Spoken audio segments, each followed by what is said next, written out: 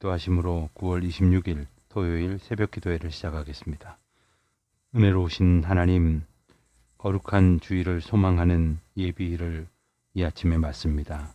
하나님의 은혜 가운데에 저희들이 하루하루를 살아가고 있다가 다시 주님의 거룩하신 구별된 성의를 기다리면서 이 하루도 오직 주님만 바라보며 말씀 앞에서 순종하는 겸손과 기쁨의 하루가 되게 하여 주시기를 기도드립니다.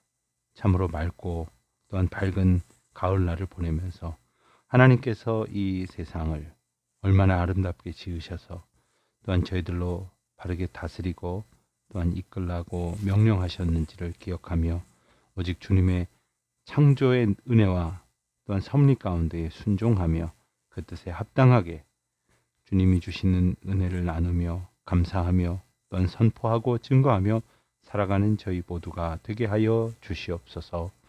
오늘 하루도 오직 주님의 말씀을 붙들기를 간절히 원합니다. 말씀 한 절 한 절 성령 하나님께서 역사하시는 그 은혜 가운데에 저희로 거하게 하옵소서. 예수님의 이름으로 기도하옵나이다. 아멘. 오늘은 여호수아 뒷부분 여호수아 13장 1절부터 24장 끝절까지 말씀을 봉독합니다. 그 가운데에서 이 시간에는 여호수아 24장 마지막 장인 24장 14절부터 28절까지의 말씀을 우선 먼저 함께 봉독하겠습니다. 여호수아 24장 14절부터 28절까지의 말씀을 봉독합니다. 그러므로 이제는 여호와를 경외하며 온전함과 진실함으로 그를 섬기라. 너희의 조상들이 강 저쪽과 애굽에서 섬기던 신들을 치워버리고 여호와만 섬기라. 만일 여호와를 섬기는 것이 너희에게 좋지 않게 보이거든 너희 조상들이 강 저쪽에서 섬기던 신들이든지 또는 너희가 거주하는 땅에 있는 아모리 족속의 신들이든지 너희가 섬길 자를 오늘 택하라. 오직 나와 내 집은 여호와를 섬기겠노라 하니 백성이 대답하여 이르되 우리가 결단코 여호와를 버리고 다른 신들을 섬기기를 하지 아니하오리니 이는 우리 하나님 여호와께서 친히 우리와 우리 조상들을 인도하여 애굽 땅 종 되었던 집에서 올라오게 하시고 우리 목전에서 그 큰 이적들을 행하시고 우리가 행한 모든 길과 우리가 지나온 모든 백성들 중에서 우리를 보호하셨음이며 여호와께서 또 모든 백성들과 이 땅에 거주하던 아모리 족속을 우리 앞에서 쫓아내셨음이라.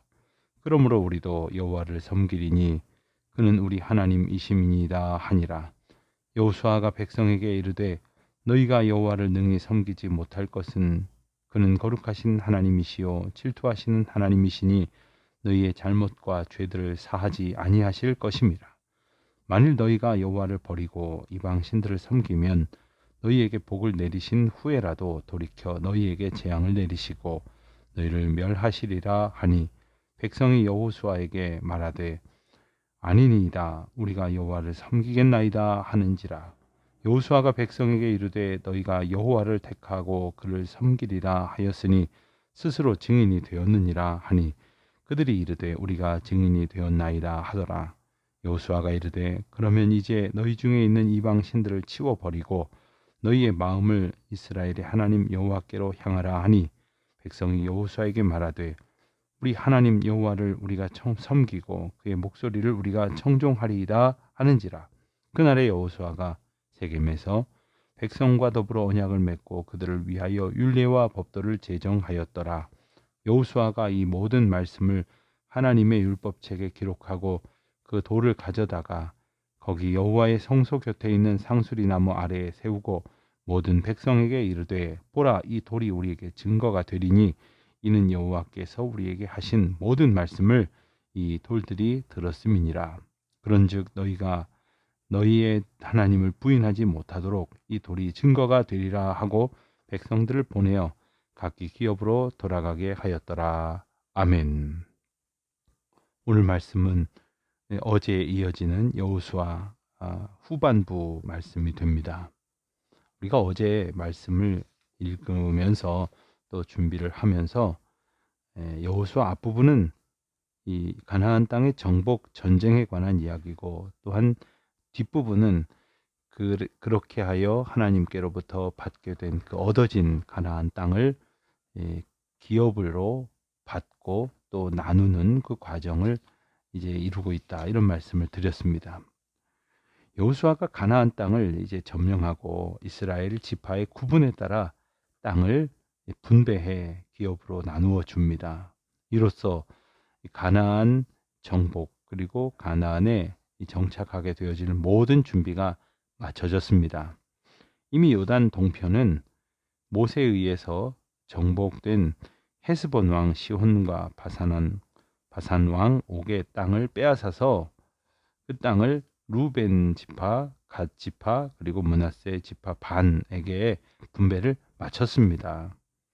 이게 이제 여호수아 13장의 이야기입니다. 그리고 요단 서편 가나안 땅의 분배는 이제 남은 9지파와 므낫세 반 지파에게 제비를 뽑아서 분배하게 됩니다. 이게 14장부터 19장까지의 내용입니다. 그리고 레위 지파에게는 땅을 분배하지는 않게 됩니다만은 그 이유가 이제 이스라엘 12지파에 흩어져 사는 그러한 중심이 되는 모두 42개의 성읍과 또한 요단강 동편의 3곳, 서편의 3곳 있는 6곳의 도피성에 이 레위인들이 흩어져서 각 성과 각 지파를 섬기면서 그들이 하나님 앞에 온전한 믿음을 가지고 살도록 흩으십니다. 그래서 레위 지파에게는 모여 살지 않도록 땅을 따로 분배하시지 않은 겁니다. 이렇게 기업 분배를 마치자 하나님께서는 조상들에게 맹세하신 이 안식을 주십니다. 여호수아는 안식을 주신 그 은혜를 잊지 말고 오직 여호와만 섬기라 하는 당부의 말씀과 함께 세겜에서 백성들과 언약을 세우고 이제 110세를 일기로 그 생을 마감하게 된다. 그래서 여호수아의 시대가 맞춰지게 된다 하는 거죠. 땅을 정복한 땅을 이제 나누는 것에 대해서 조금 더 생각을 해 본다면 이제 13장부터 19장까지 비교적 긴 내용의 이야기가 바로 땅을 분배하는 것으로 할애되어져 있습니다. 사실 이 부분을 읽어 나아가다 보면 여러분들이 오늘 읽으시면서 좀 재미가 없다 이렇게 생각이 드실지도 모르겠습니다. 여러분 근데 하지만 조금 우스갯소리처럼 들리실지 모르겠지만 이 땅의 분배를 내게 주신 그런 기업의 분배라고 한번 생각을 해 보십시오. 하나님께서 우리 가족, 우리 지파, 또한 우리 족속, 우리 가문이 어느 동네 어디쯤에서 어떻게 살게 될 것인지를 나누어 주신다고 한번 가정을 해 보십시오. 아마 좀 더 관심을 갖고 보게 되지 않겠습니까? 우리는 우리와 상관없다고 생각할 때마다 성경이 어려워집니다. 그리고 성경이 멀리 느껴집니다. 물론 익숙하진 않습니다. 그러나 내게 오늘 주시는 하나님의 은혜, 내게 맡기신 기업, 이 세상 가운데에서 우리에게는 무엇을 맡기셨을까? 내게는 어떤 사명을 주셨을까를 생각하는 마음으로 읽어보시면 좋겠습니다. 그런데 특이한 것은 이스라엘 12지파 중에서 유다 지파의 땅 분배에 관한 이야기라고 할 수 있겠습니다. 유다 지파의 갈렙은 일찍이 40여 년 전 가데스 바네아에서 정탐한 땅 헤브론을 기업으로 달라고 여호수아에게 요청을 합니다. 여호수아 14장에 그 이야기가 나오죠. 여호수아서의 그 갈렙의 땅 분배 요청이 이처럼 14장에 가서 보면 좀 상세하게 기록이 되어져 있는 것을 보게 되는데 거기에는 그만한 이유가 있는 것입니다. 그것은 바로 아브라함에게 일찍이 자손을 약속하신 또한 땅을 약속하신 그곳 그래서 훗날 메시아이신 그리스도를 보내실 곳이 어디인지를 이제 어렴풋하게 드러내려 하시는 것임을 우리가 기억하게 됩니다. 성경은 유다 지파를 통해서 예수 그리스도가 오실 것을 예언합니다. 그것은 창세기에 야곱이 12아들을 축복하는 부분에서부터 시작해서 또한 민수기, 시편, 여러 구절 가운데에 이제 그 메시아가 나올 지파가 유다 지파인 것을 암시하는 그런 말씀들을 하시죠. 그렇기 때문에 유다 지파가 분배받는 땅에서 그리스도가 나게 되고 또한 그리스도가 나시는 곳에 유다 지파가 땅을 차지하고 있어야 하는 것이죠. 그렇기 때문에 유다 지파의 땅 분배 이야기는 의미가 남다른 것입니다. 다윗이 왕권을 갖게 될 때에 헤브론을 도읍으로 정하도록 하나님의 지시를 받게 됩니다. 그것이 사무엘 하에 가서 우리가 다시 한번 보게 되는데, 하나님께서 아담에게 약속하신 그 여자의 후손으로 오시는 예수 그리스도가 아브라함의 민족인 유다 지파에게서 태어나게 하셨고, 그 동네가 어디일런지 그 비밀이 점진적으로 이렇게 드러나게 되어지는 것입니다. 그래서 이제 미가서에 보면, 미가서 5장 2절에 가서 보면 유다 땅 베들레헴 작은 고을에서 예수 그리스도가 나시게 될 것을 예언하시고, 또한 그로부터 700여 년 후에 정말 예수 그리스도가 그곳 베들레헴에서 탄생하게 되시는 이야기를 우리가 성경을 통해서 보게 됩니다. 하나님께서는 이처럼 가나안 땅을 기업으로 분배하는 과정을 통해서도 예수 그리스도의 탄생을 준비하셨다고 하는 것을 보여주십니다.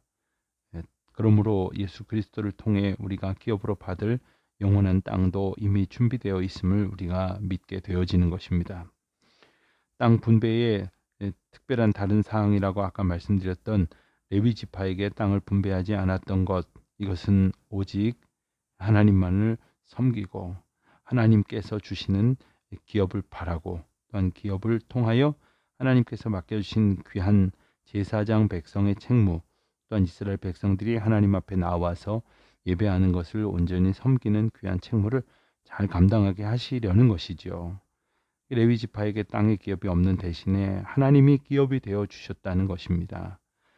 출애굽 당시의 유월절 어린 양의 피로 인해서 죽음에서 살게 된 모든 장자들을 대신해서 이스라엘 자손 중에 레위인을 하나님이 택하셨기 때문입니다.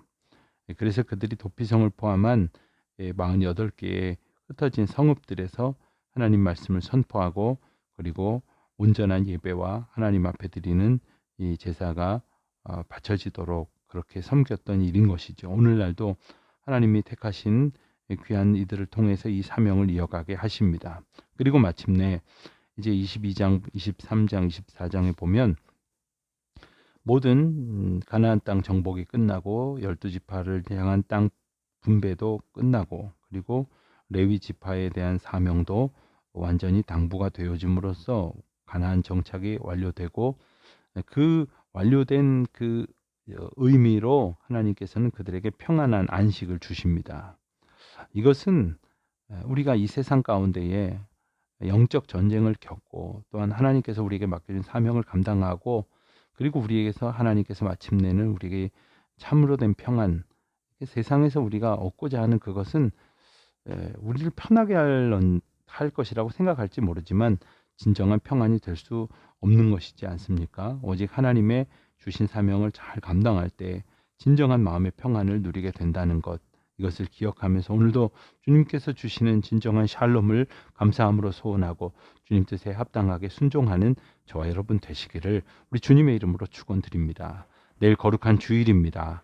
아직까지 이제 우리가 온라인으로밖에 예배를 드릴 수가 없는데 모든 것이 잘 해결될 수 있도록 하나님의 은혜를 구하면서 온라인을 통하여서도 예배당에 나올 때 못지않게 정성과 신령한 마음과 진리로 예배하시기를 바라고, 그 가운데 주시는 놀라운 은혜를 맛보아 찬송으로 영광 돌리시는 우리 모두가 되시기를 바랍니다. 기도하시겠습니다.